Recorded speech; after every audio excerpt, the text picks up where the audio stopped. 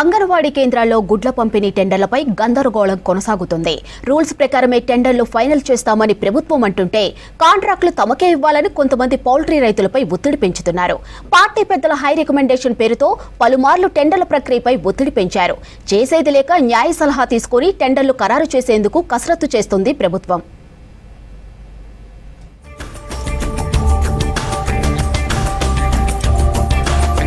రాష్ట్రంలోని అంగన్వాడీ కేంద్రాల్లో eggs సప్లైపై political pressure పెరుగుతోంది. మొన్నటి వరకు రూల్స్ మేరకే ఎగ్స్ సప్లై కొనసాగింది. కొత్త టెండర్ల విషయంలో నిబంధనలు పక్కన పెట్టేలా కొందరు ఒత్తిడి తెస్తున్నారన్న ఆరోపణలు వస్తున్నాయి. రాష్ట్ర వ్యాప్తంగా 35,700 అంగన్వాడీ కేంద్రాలు ఉన్నాయి. రోజు అంగన్వాడీ సెంటర్ల నుంచి 20 లక్షల మంది లబ్ధి పొందుతున్నారు. అంగన్వాడీ కేంద్రాల్లో కోడిగుడ్ల సప్లై కోసం ఏటా 220 కోట్లు ఖర్చు చేస్తోంది సర్కార్. బీఆర్ఎస్ హయాంలో జరిగిన తప్పిదాలను దృష్టిలో పెట్టుకుని కాంగ్రెస్ అధికారంలోకి రాగానే అక్రమాలకు ఛాన్స్ లేకుండా చర్యలు చేపట్టింది. నిబంధనల ప్రకారమే కోడిగుడ్లు సప్లై చేసేలా కార్యాచరణ చేపట్టింది.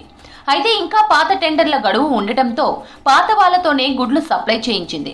3 నెలల కిందనే పాత వాళ్ల టెండర్ గడువు ముగిసినా వివిధ కారణాలతో మరో 3 నెలల గడువు పెంచింది రాష్ట్ర ప్రభుత్వం.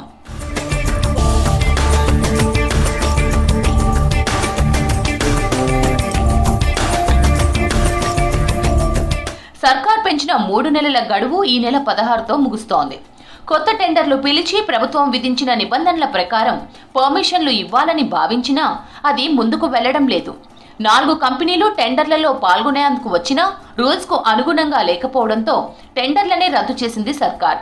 ఓ పౌల్ట్రీ రైతు నిబంధనలతో సంబంధం లేకుండా తమకే టెండర్లు ఇవ్వాలని ఒత్తిడి పెంచుతున్నట్లు తెలుస్తోంది. సదరు శాఖ పెద్దలు కుదరదని చెప్తే పొలిటికల్ ప్రెషర్తో టెండర్లు తమకే దక్కేలా సర్వ ప్రయత్నాలు చేస్తున్నట్లు సమాచారం.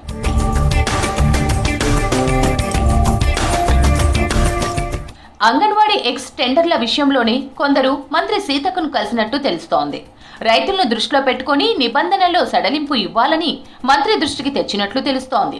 అయితే రూల్స్ పక్కన పెట్టలేక న్యాయ సలహా తీసుకొని టెండర్ల ప్రక్రియపై తుది నిర్ణయం తీసుకోనున్నట్లు ఆ శాఖ అధికారులు చెబుతున్నారు. గతంలో 2 ఏళ్ల కాల పరిమితి ఉంటే కొత్తగా వేసే టెండర్లు ఏడాదికి పరిమితం చేసినట్లు సమాచారం. గతంలో జోన్ల వారీగా టెండర్లు ఇస్తే ఇక నుంచి ఉమ్మడి జిల్లాల వారీగా కొనసాగించేందుకు కసరత్తు చేస్తోంది సర్కార్.